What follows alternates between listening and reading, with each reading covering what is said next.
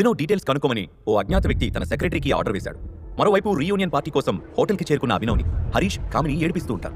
కామిని సానుభూతి చూపిస్తున్నట్టు నటించి ఎగతాళిగా నవ్వడం అభినవ్కి నచ్చలేదు.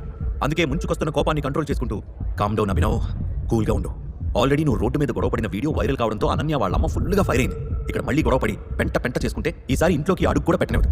నాన్నను చంపిన హంతకుడిని పట్టుకునే వరకు అజ్ఞాతంలో ఉండి తీరాలి అని తనకు తానే చెప్పుకున్నాడు. నా గురించి, నా వైఫ్ అనన్య గురించి, నా జాబ్ గురించి తర్వాత చెప్తాను కానీ సడన్ గా రీయూనియన్ పార్టీ ప్లాన్ చేశారేంటి అని అడిగాడు Abhinav. I'll see you around అని సీరియస్ గా అభినవ్కి చెప్పిన కామిని హరీష్ తో పాటు లోపలికి వెళ్ళింది. లోపల నీ కోసం ఒక సర్ప్రైజ్ ఉంది కామిని, చూడగానే ఫ్లాట్ అయిపోతావు అని చెబుతూ ఆమెతో నడిచాడు Harish. Really I can't wait అని ఉద్వేగంతో లాంజ్ లోకి వెళ్లిన కామిని కళ్ళు జిగేల్మని మెరిసిపోయాయి. కామినికి అక్కడ రితేష్ కనిపించాడు. రితేష్ వాళ్ళ ఫాదర్ పెద్ద బిజినెస్ మ్యాన్ కావడంతో అతను కూడా బాగా ఫేమస్ అయ్యాడు. ఊళ్ళో చాలా మంది అమ్మాయిలకి రితేష్ మీద క్రష్ ఉంది. కామిని కూడా రితేష్ మీద క్రష్ ఉండడంతో పాటు అతనికి గర్ల్ ఫ్రెండ్ గా ఉండాలని కోరిక కూడా ఉంది. అప్పటికే రీయూనియన్ పార్టీకి వచ్చిన అమ్మాయిలందరూ రితేష్ ని రౌండప్ చేసేసి ఏవేవో అడుగుతూ ఉక్కిరి బిక్కిరి చేస్తున్నారు. ఇంకేమాత్రం ఆలస్యం చేయకుండా కామిని కూడా హాయ్ రితేష్ అంటూ వెళ్లి అతన్ని ఆల్మోస్ట్ హగ్ చేసుకుంది. Hello Kamini, you're looking hot అంటూ ఆమె భుజం చుట్టూ చేతులు వేశాడు Ritesh. You're looking so handsome, చాలా రోజులైంది మనం కలిసి అని చిన్నపిల్లలాగా బొంగమూతి పెడుతూ అంది కామిని. అంటూ నవ్విన రితేష్ హరీష్ వైపు చూస్తూ, ఏమో అనుకున్నా గానీ పర్లేదు, ప్రోగ్రామ్ బాగానే ఆర్గనైజ్ చేసావురా, ఐఎమ్ ఇంప్రెస్డ్ అని చెప్పాడు. ప్రొడ్యూసర్ నువ్వైనప్పుడు డైరెక్షన్ ఈజీగానే ఉంటుందిలే అని నవ్వాడు హరీష్. నెక్స్ట్ మినిట్ రితేష్ చూపు అప్పుడే లోపలికొచ్చిన అభినవ్ వైపు పడింది. కనుబొమ్మలు ఎగరేస్తూ, ఓ మై గాడ్ అభినవ్, వీడు కూడా వస్తున్నట్టు నాకెవరు చెప్పలేదేంటి అని వెటకారంగా అన్నాడు. అభినవ్ని రితేష్ ఒక పురుగులా చూసేవాడు. రితేష్ ఒక్కడే కాదు, ఆ పార్టీలో ఉన్న సగం మంది అతన్ని మనిషిగా కూడా చూడరు అని అభినవ్కి తెలుసు. నేనే అభినవ్కి ఇన్విటేషన్ పంపాను రితేష్, మన క్లాస్మేట్స్ అందరినీ పిలవమని చెప్పావు కదా అని సంజాయిషి ఇచ్చాడు Harish. It's okay, party start చేద్దాం అంటూ ముందుకు కదిలాడు రితేష్. డయాస్ మీదకి అతనితో కలిసి వెళ్లిన హరీష్ మైక్ తీసుకుని, my dear friends and classmates, almost మన బ్యాచ్ అందరినీ కాంటాక్ట్ చేసి ఇన్విటేషన్స్ పంపాను. బట్ కొంతమంది రాలేకపోయారు. వాళ్ళు రాకపోవడం వలన ఎంత మిస్ అయ్యారో తర్వాత తెలుసుకొని చాలా ఫీల్ అవుతారు. అలాగే ఈ పార్టీ ఇంత గ్రాండ్ గా అరేంజ్ అయిందంటే అందుకు కారణం మన కాలేజ్ డ్రీమ్ బాయ్ రితేష్. వీళ్ళ గురించి మీరు ఎవరు భయపడకండి, అంతా రితేష్ పే చేస్తాడు, జస్ట్ ఎంజాయ్ అని అనౌన్స్ చేశాడు. అక్కడ ఉన్న అందరూ క్లాస్ కొడుతూ గట్టిగా అరిచారు. రితేష్ అందరి వైపు చూసి చేతులు ఊపుతూ, సిటీలో ఇంకెక్కడా దొరకని ప్రీమియం డ్రింక్స్ అన్ని ఇక్కడ దొరుకుతాయి, ఎవరికి ఏం కావాలో తాగండి, ఎంత కావాలన్నా తినండి, మన పార్టీ చరిత్రలో నిలబడిపోవాలి అని చెప్పాడు. హే రితేష్ రితేష్ రితేష్ అంటూ గట్టిగా అరుస్తుండగానే మ్యూజిక్ స్టార్ట్ అయింది. గర్వంగా షాంపెయిన్ బాటిల్ ఓపెన్ చేసి పార్టీ స్టార్ట్ చేశాడు రితేష్. ఫ్రెండ్స్ ముందు బిల్డప్ ఇవ్వడానికి రితేష్ పార్టీ ఇస్తున్నాడు అని అభినవ్కి అర్థమైంది. అక్కడే ఉన్న ఒక ఖాళీ కుర్చీలో కూర్చొని పక్కనే ఉన్న అమ్మాయిని ఎక్కడో చూసినట్లు ఉందనుకున్నాడు. కానీ ఆమె పేరు గుర్తు రాకపోవడంతో మొహమాటం కొద్దీ పలకరించలేదు. ఇక రితేష్ మీద ఒరిగిపోయి మాట్లాడుతుంది కామిని. హే కామిని, నువ్వు ఇండియాలో లేవని చెప్పారు, ఎప్పుడొచ్చావు అంటూ ఒక అమ్మాయి కామినిని అడిగింది. రితేష్ నుంచి కొంచెం పక్కకు జరిగి స్టైల్గా భుజాలు ఎగరేసి, India is so boring, I love travelling, ఇప్పటికే 10 కంట్రీస్ ట్రావెల్ చేశాను, ఇప్పుడు ప్యారిస్ వెళ్ళడానికి ప్లాన్ చేస్తున్నాను అని చెప్పింది కామిని. ఆమె వైపే కన్నార్పకుండా చూస్తున్న హరీష్, నాకు కూడా ఇండియా బోర్ కొట్టింది కామిని, నీతో పాటు నన్ను కూడా ప్యారిస్ తీసుకెళ్ళు అని జోక్ చేశాడు. అందుకు గట్టిగా నవ్వుతూ, ప్యారిస్ రావాలంటే పాస్పోర్ట్ సైజ్ ఫోటో ఉంటే సరిపోదు, అందుకు పాస్పోర్ట్ కూడా కావాలి హరీష్ అని అనడంతో అందరూ గట్టిగా నవ్వేశారు. నువ్వు కూడా అబ్రాడ్కి వచ్చేయచ్చు కదా Ritesh, we can have some fun together అంటూ అడిగింది Kamini. I can't come Kamini, I'm running my dad's business, కొన్ని ఇంపార్టెంట్ ప్రాజెక్ట్స్ డీల్ చేస్తున్నాను, అవి ఫినిష్ అయితే మా కంపెనీ రేంజ్ ఎక్కడికో వెళ్ళిపోతుంది అని గర్వంగా చెప్పాడు. వెనుక వరుసలో ఉన్న డేవిడ్ వాళ్ళ మాటలు విని భుజాలు ఎగరేశాడు. తన చుట్టూ ఉన్న ఫ్రెండ్స్తో మాట్లాడుతూ, అదే మ్యాటర్, లైమ్ లైట్ లో ఉండడానికి డబ్బును వాళ్ళు చేసే జిమ్మిక్లు ఇవి, కంపెనీ పాపులర్ అవడానికి ఉపయోగపడే మార్కెటింగ్ స్ట్రాటజీని ఈ పార్టీ ద్వారా మన దగ్గర అప్లై చేస్తున్నాడు రితేష్ అన్నాడు. బలిసిన వాళ్ళు అన్నాక ఆ మాత్రం ఉంటుందిలేరా అని జోవియల్ గా అన్నాడు డేవిడ్ పక్కనే ఉన్న మరో ఫ్రెండ్. రితేష్కి అంత సీన్ లేదురా, ప్రస్తుతం నాకున్న నాలెడ్జ్ ప్రకారం బిజినెస్ ఫీల్డ్లో టైగర్ని దాటుకుని ఎదిగే దమ్ము ధైర్యం ఎవరికి లేదు అని ప్రౌడ్గా అనౌన్స్ చేశాడు డేవిడ్. వాట్, టైగరా అని ఆశ్చర్యంగా అడిగాడు అతని ఫ్రెండ్. ఎస్, ఫస్ట్ పొజిషన్లో ఉంది టైగరే. అతను ఎక్కడున్నాడో తెలియదు కానీ అతని పేరు మీద బిజినెస్ మాత్రం గట్టిగా జరుగుతుంది. అసలు అనఫీషియల్ లెక్కల్లో కోట్లకి కోట్లు ఉన్నాయంటే నమ్ము అన్నాడు డేవిడ్. సరే, నువ్వు అన్నట్టు టైగర్ది ఫస్ట్ ప్లేస్ అనుకో, మన రితేష్ గారు సెకండ్ ప్లేసా అన్నాడు ఇందాక ఫ్రెండ్. ఛాన్సే లేదు, సెకండ్ ప్లేస్లో ఉంది ఇక్బాల్ అని చెప్పాడు డేవిడ్. డేవిడ్ చెప్పిన విషయం ఆ పార్టీలో ఉన్న సగం మందికి గుసగుసల్లా పాకింది. మెల్లిగా అందరూ రితేష్ ఇచ్చిన పార్టీ గురించి, బిజినెస్ ఫీల్డ్లో అతని పొజిషన్ గురించి గాసిప్ మొదలుపెట్టారు.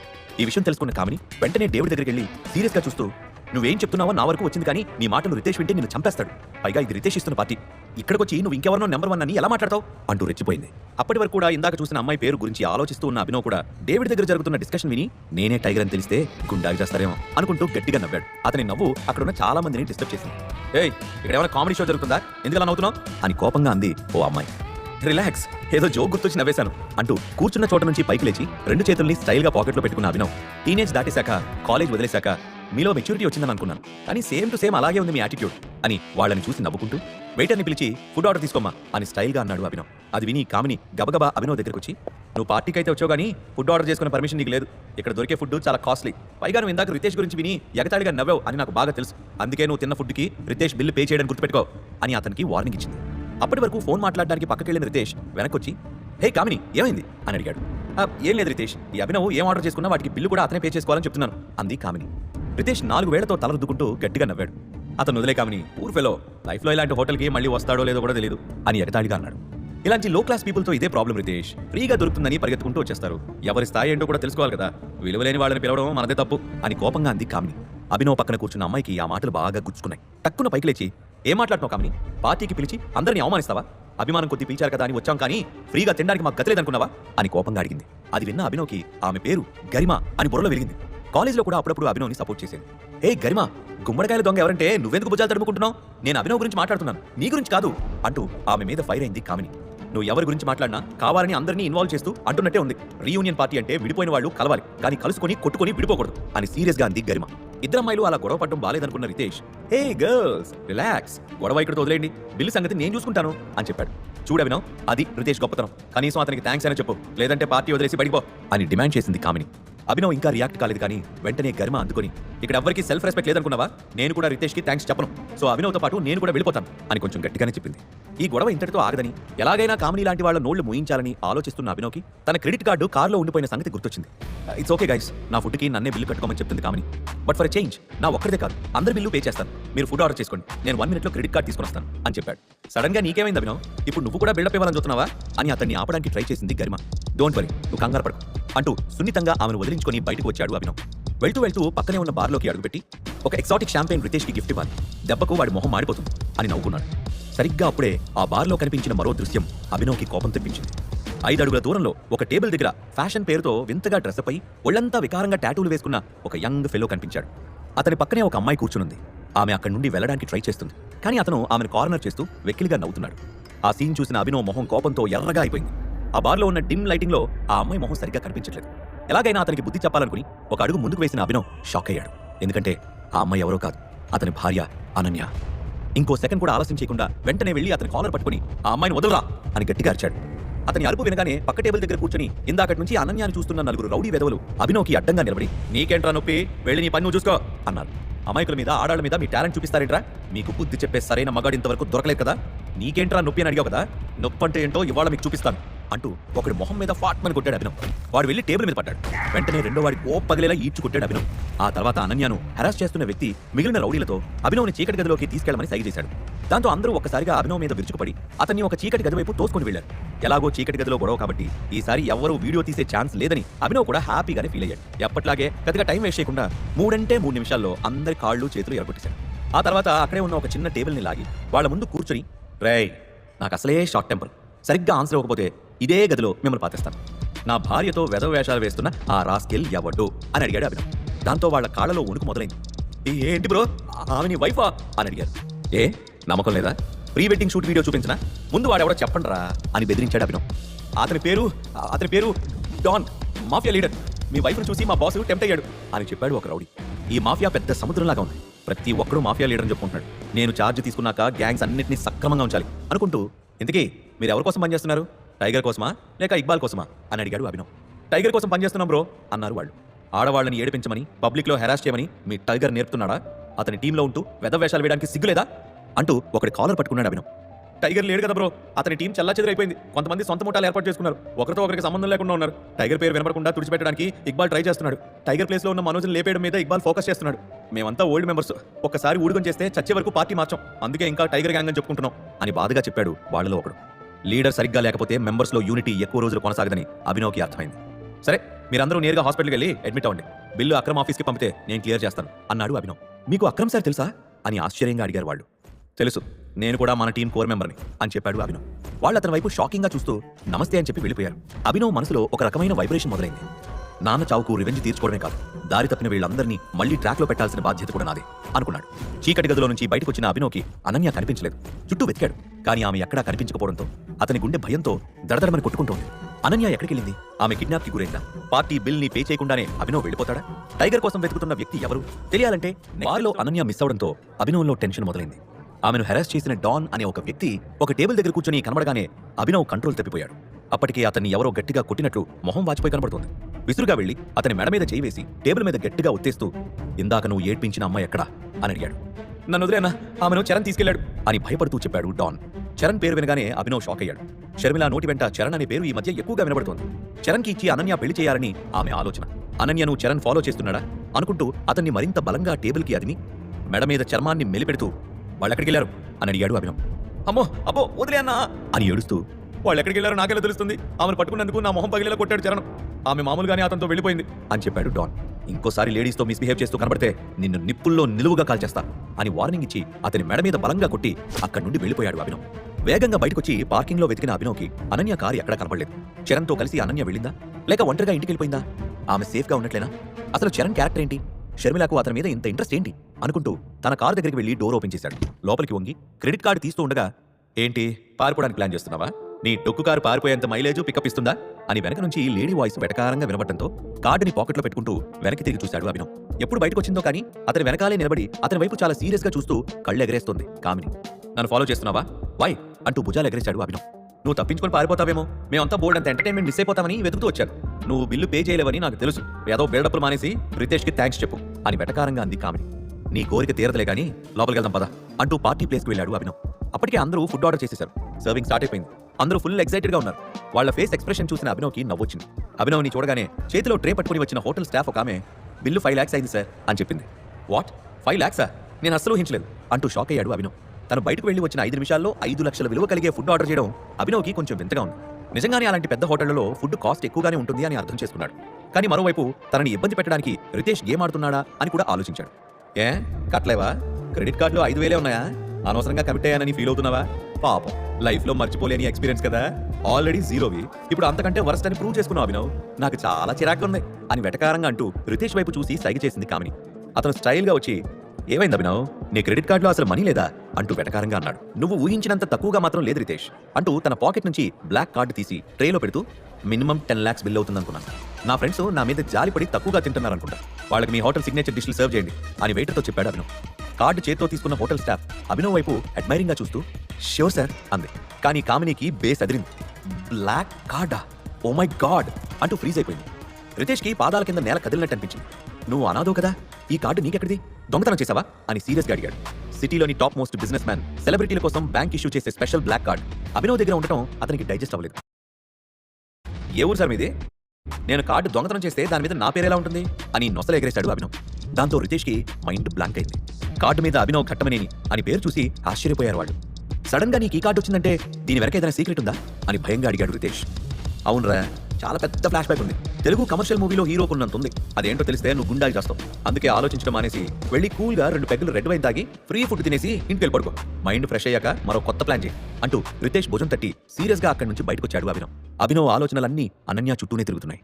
ఒకసారి ఇంటికి వెళ్ళి చూద్దాం, తన అక్కడ లేకపోతే ఆ తర్వాత ఏం చేయాలో ఆలోచిద్దాం అని అనుకుంటూ ఇంటికి రిటర్న్ అయ్యాడు. అతని కార్ కాంపౌండ్లోకి ఎంటర్ అవుతూ ఉండగానే అనన్య కార్ కనిపించడంతో చాలా రిలాక్సింగ్ గా అనిపించింది. కానీ ఆమె కార్ పక్కనే డార్క్ బ్లూ కలర్ కార్ మరొకటి కనిపించింది. అది కొత్తగా మార్కెట్లోకి వచ్చిన కార్. ఎవరిదబ్బా ఈ కారు అనుకుంటూ తన కార్ పార్క్ చేసి మెట్లెక్కి డోర్ దగ్గరికి వెళ్ళగానే స్ట్రాంగ్ పర్ఫ్యూమ్ వాసన గుప్పుమంది. గాడ్, ఎవరో బాడీని సెంట్లో ఊరబెట్టి ఆరబెట్టుకుని వచ్చినట్టున్నారు అనుకుంటూ లోపలికి అడుగుపెట్టాడు అభినవ్. అనన్య కనబడుతుందని ఆశపడ్డాడు, కానీ ఆమె లేదు. లివింగ్ రూమ్ లో రాజీవ్, షర్మిల ఉన్నారు. వాళ్ళకి ఎదురుగా అటువైపు తిరిగి ఒక పొడవాటి వ్యక్తి నిలబడి ఉన్నాడు. నువ్వు టైంకి వెళ్ళకపోయి ఉంటే అనన్య పరిస్థితి ఏమై ఉండేదో ఊహించడానికే భయంగా ఉంది చరణ్. నీకు థ్యాంక్స్ ఎలా చెప్పాలో కూడా తెలియడం లేదు అని ప్రేమగా అంటోంది షర్మిల. ఆమె కళ్ళలో కనిపించే భావం చూస్తుంటే చరణ్ మీద ఆమెకు ఎంత ఇష్టమో తెలుస్తుంది. ఊరుకోండి, ఒక ఆడపిల్లని కాపాడుకోలేకపోతే ఇంకా బ్రతకడం అనవసరం. అయినా నేను అంత చేతకాని వాడిని కాదు. ఇక నుంచి అనన్య ఎక్కడికి వెళ్తున్నా నాకు చెప్పండి, నేను చూసుకుంటాను. బాయ్ ఆంటీ, బాయ్ అంకుల్ అంటూ వెనక్కి తిరిగాడు చరణ్. అప్పుడే లోపలికి వచ్చిన అభినవ్ అతనికి ఎదురయ్యాడు. ఇద్దరు ఒకరినొకరు మౌనంగా చూసుకున్నారు. ఇతడే నా చరణ్ అంటే అత్తయ్య నోటి వెంట రోజు వినడమే కానీ ఎప్పుడు చూడలేదు అని అనుకున్నాడు అభినవ్. అభినవ్ని చూడగానే షర్మిల మొహం కోపంతో ఎర్రగా కందిపోయింది. వచ్చావా? ఫుల్గా తాగి ఎక్కడో రోడ్డు మీద గొడవ పడుతూ ఉంటావు అనుకున్నాను. పర్వాలేదే, కరెక్ట్గా పడుకునే టైంకి ఇల్లు వెతుకుంటూ వచ్చావు అని అరిచింది. ఆమె వైపు అయోమయంగా చూస్తూ నేను తాగడమేంటి, గొడవ పడ్డమేంటి అని అడిగాడు అభినవ్. నువ్వు మందు తాగే బార్లోనే అనన్యను ఎవరో ఇబ్బంది పెట్టారు. నువ్వు చూసి కూడా పట్టించుకోలేదు. సమయానికి చరణ్ అక్కడికి వెళ్లడంతో అనన్యను కాపాడాడు. నా బిడ్డ సేఫ్గా ఇంటికి వచ్చింది. కనీసం ఆమెకు సెక్యూరిటీ కూడా ఇవ్వలేకపోయావంటే నిన్నేమనుకోవాలి అని అభినవ్ మీదకి గయ్యాళిలాగా ఎగబడింది షర్మిల. ఆ మాట అభినవ్కి షాకింగ్గా అనిపించింది. రౌడీల్ని కొట్టింది నేను, క్రెడిట్ మొత్తం చరణ్ అకౌంట్లో పడిందా? దేవుడా, ఇది మరీ అన్యాయం అనుకుంటూ చరణ్ని పైకి కిందకి చూస్తూ ఇతను అనన్యను కాపాడా? ఏం చేసి కాపాడాడు అని అడిగాడు. అదేమైనా అవార్డు విన్నింగ్ మూమెంటా రిపీటెడ్గా ప్లే చేయడానికి? అనన్యకు జరిగింది చాలా బ్యాడ్ ఇన్సిడెంట్. నీకేమాత్రం సంస్కారం ఉన్నా ముందు నువ్వు చరణ్కి థ్యాంక్స్ చెప్పు అని అతన్ని ఫోర్స్ చేసింది షర్మిల. నా యాక్షన్ సీన్స్ వైరల్ అయినప్పుడు నన్ను రౌడీ అని తిట్టింది. సాక్ష్యం దొరకకుండా ఫినిష్ చేసి వస్తే చేతకాని వాడిని స్టాంప్ వేస్తుంది అని అనుకున్నాడు అభినవ్. చరణ్ వైపు గర్వంగా చూస్తూ ఒక మగాడిని నా అల్లుడిగా సెలెక్ట్ చేసుకున్నాను. చరణ్ ఈ ఇంటికి అల్లుడిగా వస్తే మా కష్టాలు తీరిపోతాయి అంది షర్మిల. మీకు అనన్య ఒక్కతే కూతురు అనుకుంటున్నాను, ఇద్దరు అమ్మాయిలున్నారని నాకు తెలియదు అని సెటైరికల్ గా రాజీవ్ను చూస్తూ అన్నాడు అభినవ్. షటప్ రాస్కెల్, అనన్యకు కాబోయే భర్త చరణ్, నాకు రాబోయే అల్లుడు అని షార్ప్ గా ఆన్సర్ చేసి అభినవ్ వైపు అసహ్యంగా చూసింది షర్మిల. ఆమె అనౌన్స్మెంట్ తో చరణ్ మొహంలో పొగరు కనిపించింది. మీసం మెలిపెట్టలేదు కానీ ఆల్మోస్ట్ అదే ఎక్స్ప్రెషన్ తో అభినవ్ వైపు చూస్తూ గ్లాడ్ టు మీట్ యూ అంటూ చేయి చాపాడు చరణ్. గ్లాండ్ పగిలిపోద్ది అని కసిగా అన్నాడు అభినవ్. ఆ మాట అర్థం కాకపోయినా ఫేస్ లో ఎక్స్ప్రెషన్ చూసి వాట్ అన్నాడు చరణ్. ఐఎమ్ అభినవ్, అనన్య భర్తను అంటూ చరణ్ చెయ్యి అందుకుని గట్టిగా వచ్చాడు అభినవ్. నరాలు నలిగిపోవడంతో అబ్బా అంటూ తన చెయ్యి విడిపించుకోవడానికి ట్రై చేశాడు చరణ్. కానీ అభినవ్ మరింత గట్టిగా పిండుతూ రౌడీలతో ఫైట్ చేసి నా భార్యను కాపాడినందుకు థ్యాంక్ యూ అని వెటకారంగా అన్నాడు. బాధతో మెలికలు తిరుగుతూ వదులు వదులు అని గోల చేస్తున్నాడు చరణ్. ఏయ్ చరణ్ వదులు, నీ గూండాగిరి ఇంటి బయట చూపించు, నా దగ్గర కాదు. అయినా చరణ్ మన అనన్యని కాపాడాడంటే షేక్ హ్యాండ్ ఇచ్చి థ్యాంక్స్ చెప్పాలి కానీ నువ్వేంటి ఇలా చేస్తున్నావు అని తిట్టింది షర్మిల. వెంటనే చరణ్ చేయి వదిలేసి ఆమె వైపు తిరిగాడు అభినవ్. మీరు నిజంగా మనిషి అయితే పెళ్లైన కూతురుని కాపురానికి పంపించాలి, అల్లుడితో సంసారం బాగా చేసుకోమని సలహాలు ఇవ్వాలి, అంతేగాని అల్లుడు ఎదురుగా కూతురికి పెళ్లి చూపులు ఏర్పాటు చేయడం ఏంటి అని కోపంగా అన్నాడు. ఎవరు అల్లుడు? నువ్వా? మ్యాట్రిమోనీ సైట్లో దొరికావా? దూర బంధువులు సంబంధం సెట్ చేశారా? కనీసం నా కూతురు క్లాస్మేట్వా? దాని మీద క్రష్ ఉన్న సీనియర్వా? ఎలా అవుతావు నా అల్లుడు? ఏదో గాలివాటంగా ఎగురొచ్చావు. మా మామగారు చంద్రశేఖర్ చేదస్తం వల్ల నా ఇంట్లో పడ్డావు. ప్రపంచంలో నీకంటే వరస్తల్లుడు మరొకడు ఉండడు అని కోపంగా అంది షర్మిల. మీరు చెప్పినవి ఏవి నాకు అనన్యకు మధ్య జరగలేదు, కానీ మేము కలిసాం. కారణం ఏంటో తెలుసా? విధి, డెస్టినీ. అది బలంగా ఉన్నంత వరకు మేము వైఫ్ అండ్ హస్బెండ్ అని దృఢంగా అన్నాడు అభినవ్. నర్మయ్ అంటూ షర్మిల ఏదో అనుమతి ఉండగా రాజీవ్ మధ్యలో కల్పించుకుంటూ షర్మిల ప్లీజ్ ఈ గొడవను ఇంకా పెద్ద చేయకుండా ఇక్కడతో ఆపేస్తే బాగుంటుంది అని ఆమెను హెచ్చరించాడు. దాంతో షర్మిల అభినవ్ వైపు చాలా సీరియస్ గా చూసి అప్పుడే అయిపోయిందనుకోకు, నిన్ను ఇంటి నుంచి తరిమే వరకు నేను వదిలిపెట్టను, ఎప్పటికైనా నా అల్లుడు చరణ్ మాత్రమే అని అభినవ్కి వార్నింగ్ ఇచ్చి పద చరణ్ అంటూ అతన్ని బయట వరకు సాగనంపడానికి వెళ్ళింది. ఇన్నాళ్ళు నీ మీద నాకు కొంచెం నమ్మకం ఉండేదయ్యా, ఇవాళ దాన్ని పోగొట్టుకున్నావు అని చిన్నగా నిట్టూర్చాడు రాజీవ్. ఏమైంది మావయ్య అని అతని వైపు ఆశ్చర్యంగా చూశాడు అభినవ్. అనన్య విషయంలో నువ్వు చాలా స్ట్రాంగ్ గా ఉంటావని ఆశపడ్డాను, కానీ తన ప్రాబ్లంలో ఉన్నప్పుడు వదిలేసి ఎలా వెళ్ళగలిగావు? సాధారణ గుండా నుంచి నీ భార్యను కాపాడుకోలేని వాడివి. ఆమె నా భార్య, డెస్టినీ మా ఇద్దరిని కలిపింది అని స్పీచ్ ఎలా ఇస్తున్నావు? వినడానికి చాలా చండాలంగా ఉంది అభినవ్ అని కోపంగా అన్నాడు రాజీవ్. అతని మాటలకి నిస్సహాయంగా నవ్వాడు అభినవ్. రోజు చాలా కూల్గా మాట్లాడే మీరు ఇవాళ ఫైర్ అవుతున్నారంటే మ్యాటర్ ఎంత రాంగ్ గా మీకు చేరిందో నాకు అర్థమైంది మావయ్య. మీరు అనుకుంటున్నట్లు అనన్యను నేను వదిలేసి పారిపోలేదు. రౌడీల్ని చెత్తకొట్టి ఆమెను కాపాడింది నేను, కానీ అనన్య నన్ను గుర్తించలేదని ఇప్పుడే తెలిసింది అని బాధగా చెప్పాడు. కానీ అభినవ్ మాటలను రాజీవ్ అస్సలు నమ్మలేదు. చాలా ఆపు, నీ అబద్ధాలు నమ్మే ఓపిక నాకు లేదు, నన్ను చాలా డిసప్పాయింట్ చేశావు, అనన్యకు భర్తగా నువ్వు ఏమాత్రం సరిపోవు అని చెప్పి తన గదిలోకి వెళ్ళిపోయాడు రాజీవ్. అతని వైపు షాకింగ్ గా చూస్తూ ఉండిపోయాడు అభినవ్. అంటే చరణ్ పక్కా ప్లానింగ్ తో వచ్చాడు, అబద్ధాలతో వీళ్ళని మోసం చేస్తున్నాడు. అభినవ్ దెబ్బ ఎలా ఉంటుందో వాడికి కూడా రుచి చూపించాలి అని మనసులోనే గట్టిగా ఒక శబదం చేసుకుని అనన్య రూమ్లోకి వెళ్ళాడు. బెడ్ మీద ముడుచుకుని చెంప మీద చేయి పెట్టుకుని మరీ నిద్రపోతూ కనిపించింది అనన్య. ఆమె క్యూట్ ఫేస్ చూడగానే అభినవ్ స్ట్రెస్ అంతా ఎగిరిపోయింది. మీ అమ్మా నాన్న నన్ను ఫుట్బాల్ ఆడుతుంటే నన్ను డిఫెండ్ చేయాల్సింది పోయి హ్యాపీగా నిద్రపోతున్నావు చిట్టి చిలకమ్మా. ఆ చరణ్కి ఇచ్చే షాక్ ట్రీట్మెంట్ తో నీ బుర్ర కూడా సెట్ అయిపోతుందిలే అనుకుంటూ డ్రెస్ చేంజ్ చేసుకుని ఆమె పక్కనే పడుకుని బెడ్షీట్ కప్పుకున్నాడు.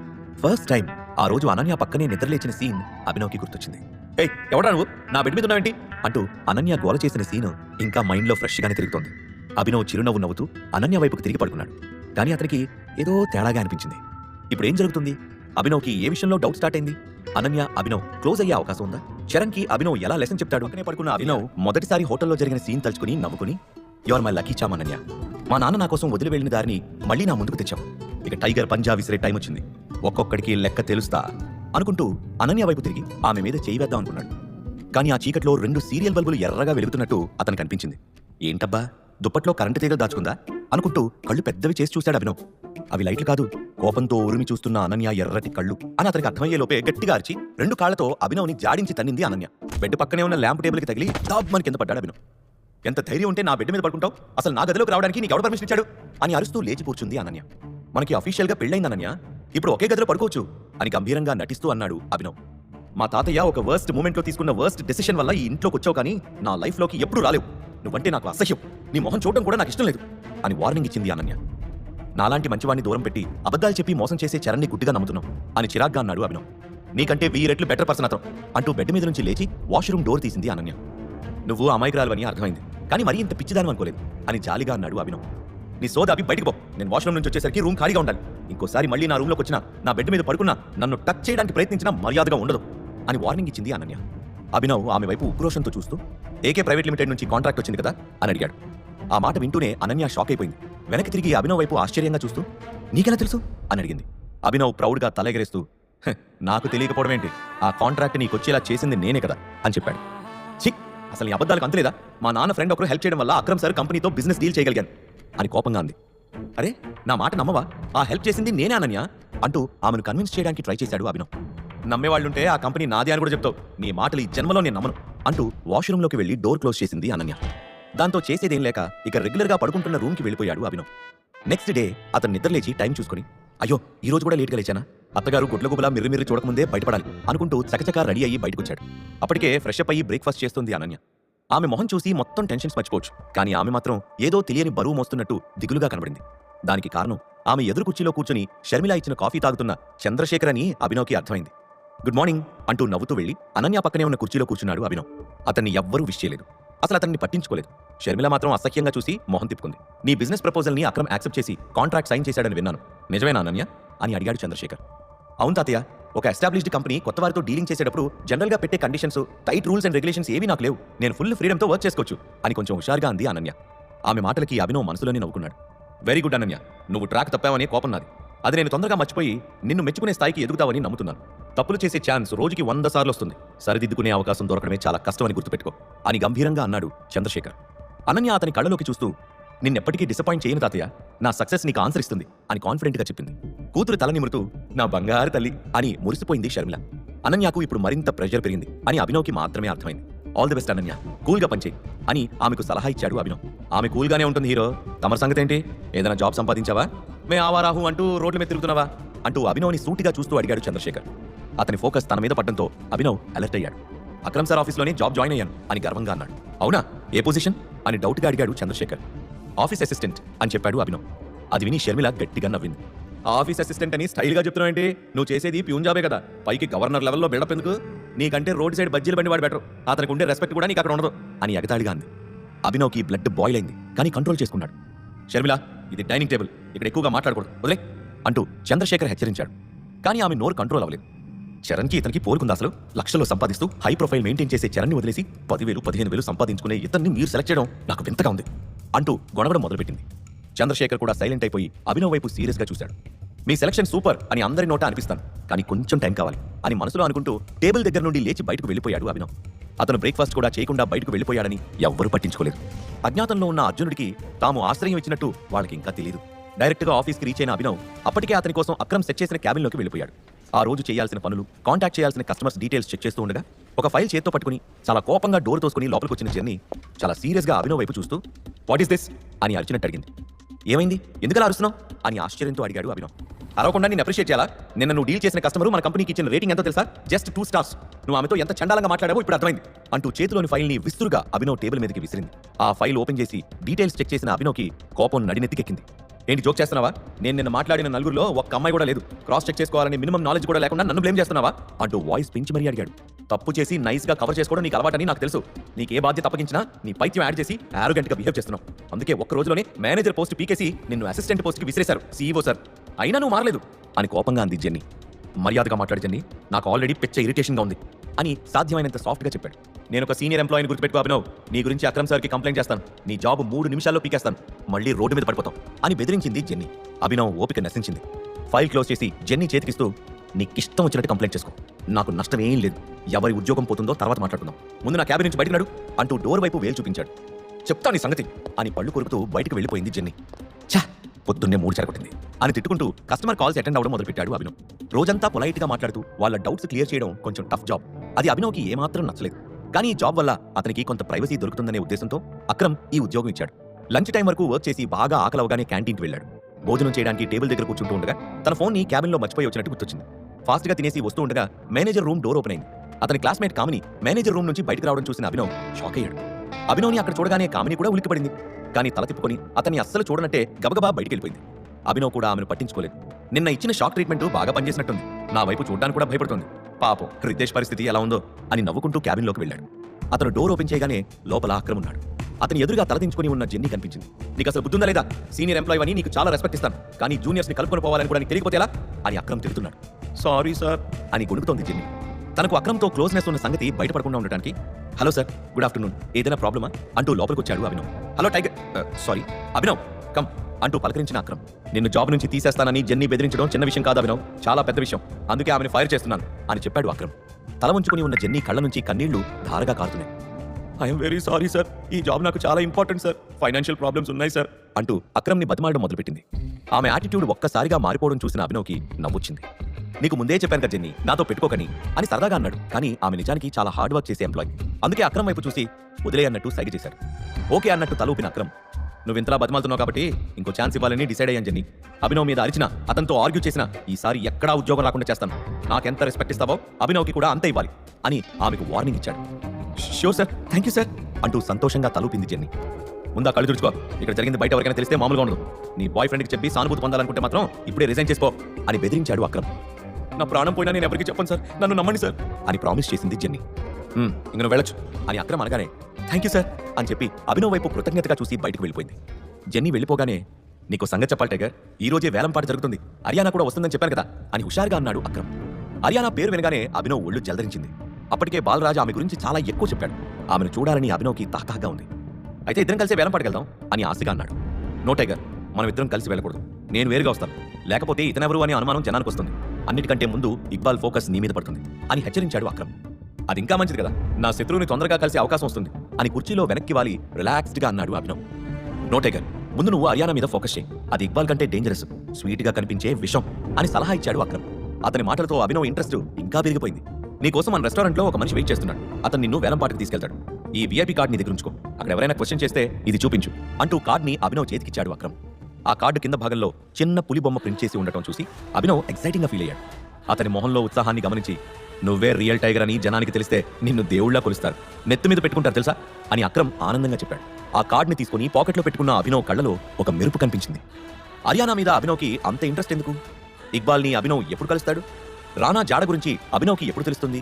ఆ రోజు సాయంత్రం వేలంపాటకు హర్యానా కూడా వస్తుందని అక్రమ్ చెప్పడంతో అభినవ్కి హుషారు బాగా పెరిగింది. అతను ఎప్పటినుంచో ఎదురు చూస్తున్న రోజు రానే వచ్చింది. అతని ఎక్సైట్మెంట్కి హర్యానాని కలవడం ఒక్కటే కారణం కాదు. నెక్స్ట్ వీక్ అనన్య బర్త్డే ఉంది అని ఇంట్లో మేడ్స్ మాట్లాడుకుంటూ ఉంటే అతను విన్నాడు. సిటీలో ఎవరి దగ్గర లేనంత ఖరీదైన డైమండ్ ని ఆమెకు ప్రెజెంట్ చేయాలని అభినవ్ ఆలోచన. వాళ్ళిద్దరి పెళ్లి రిజిస్టర్ ఆఫీస్ లో సింపుల్ గా అయిపోయింది. కనీసం అనన్య వేలికి వెడ్డింగ్ రింగ్ తొడగలేకపోవడం అభినవ్కి చాలా గిల్టీగా ఉంది. అందుకే ఒక డైమండ్ రింగ్ తీసుకోవాలనుకున్నాడు. సాయంత్రం ఆఫీస్ అయ్యాక అక్రమ్ హోటల్కి వెళ్తూ దారిలో మంచి సూట్, షూస్ కొనుక్కొని హోటల్కి రీచ్ అయ్యి మటన్ బిర్యానీ విత్ పాయా తినేసి తన కోసం అరేంజ్ చేసిన రూమ్ లో రెస్ట్ తీసుకుంటూ ఉండగా అక్రమ్ నుంచి కాల్ వచ్చింది. హలో టైగర్, హోటల్కి రీచ్ అయ్యావు కదా, అరేంజ్మెంట్స్ అన్ని ఓకేనా, నీకేం ఇబ్బంది లేదు కదా అని ఆరా తీశాడు అక్రమ్. ఆల్ కూల్, నువ్వేం టెన్షన్ పడకు అని అభినవ్ ఆన్సర్ చేస్తూ ఉండగా డోర్ మీద తట్టిన సౌండ్ అయింది. నువ్వు పంపిన వాళ్ళు వచ్చినట్టున్నారు అక్రమ్, ఆక్షన్ హౌస్కి వెళ్ళాలి, బాయ్ అంటూ ఫోన్ కట్ చేసి డోర్ ఓపెన్ చేశాడు అభినవ్. మధ్య వయసు వ్యక్తులు ఇద్దరు బయట నిలబడున్నారు. అభినవ్ని చూడగానే వాళ్ళలో ఒక వ్యక్తి చిన్న స్మైల్ ఇచ్చి, నమస్తే అభినవ్ సార్, నేను కైలాష్, ఇతను సాయిరామ్, మమ్మల్ని అక్రమ్ సార్ పంపారు, మీరు రెడీ అంటే ఆక్షన్ హౌస్కి వెళ్దాం అని చెప్పాడు. ఓ ష్యూర్ అంటూ లోపలికొచ్చి డోర్ క్లోజ్ చేసిన అభినవ్ సూట్ వేసుకుని హెయిర్ సెట్ చేసుకుని పర్ఫ్యూమ్ స్ప్రే చేసుకున్నాడు. అద్దంలో ఫైనల్ లుక్ చెక్ చేసుకుని రూమ్ నుంచి బయటకొచ్చాడు. హోటల్ బయట రెడీగా ఉన్న కారులో అభినవ్తో పాటు కైలాష్, సాయిరామ్ కూడా కూర్చున్నారు. అరగంటలో ఆక్షన్ హౌస్కి చేరుకున్నాడు అభినవ్. కైలాష్ కారులోనే ఉండిపోయాడు. సాయిరామ్తో పాటు అభినవ్ వేలంపాట జరుగుతున్న హాల్లోకి ఎంటర్ అయ్యాడు. విశాలమైన ఆ హాల్లో 3 వరుసల్లో మెత్తని కుషన్ చైర్స్ అరేంజ్ చేస్తున్నాయి. అక్కడక్కడ జనం కూర్చున్నారు. డయాజ్ లాంటి ఎత్తైన ప్లేస్లో కూర్చొని ఉన్న బిడ్డర్ వస్తువుల్ని బిగ్ స్క్రీన్ మీద చూపిస్తూ వాటి ధర అనౌన్స్ చేసి వేలంపాట జరుపుతున్నాడు. అభినవ్ కోసం రెడీ చేసిన సీట్ని సాయిరామ్ చూపించాడు. అభినవ్ కూర్చోగానే అతనికి సెక్యూరిటీగా వెనక సీట్లో కూర్చున్నాడు సాయిరామ్. వేలంపాటలో దాదాపు 20 మంది వరకు యాక్టివ్గా పార్టిసిపేట్ చేస్తున్నారు. అందరి మొహాల్లో కనిపించే టెన్షన్ చూస్తుంటే అప్పటికే వేలంపాట మొదలైనట్లు అనిపించింది. సడన్ గా ఒక వ్యక్తి 50 మిలియన్ అంటూ గట్టిగా అరిచాడు. కానీ అభినవ్ అతన్ని పట్టించుకోలేదు. ఆ జనంలో హర్యానా ఎక్కడుందో అని చూపులతోనే వెతికాడు. కానీ ఆమె కనబడకపోవడంతో సీట్లో కొంచెం వెనక్కి వాలి, నీకు హర్యానా కనిపించిందా అని సాయిరామ్ని అడిగాడు. చుట్టూ గమనించిన సాయిరామ్, మనకు కుడివైపున అటు చివరి 3వ వరుసలో కూర్చునుంది సార్ అంటూ వేలితో చూపించాడు. అభినవ్ అటువైపు చూపులు తిప్పగానే స్లీవ్లెస్ ఫ్రాక్, మెడ మీద మెరుస్తున్న షార్ట్ హెయిర్, కాలు మీద కాలు వేసుకుని ట్రెండీ గర్ల్ కనిపించింది. ఆ ముఖం పూర్తిగా కనిపించకపోయినా ఆమె కూర్చున్న ఆ పోజ్ చూసి తను చాలా బ్యూటిఫుల్ గా ఉంటుంది అని అభినవ్ భావించాడు.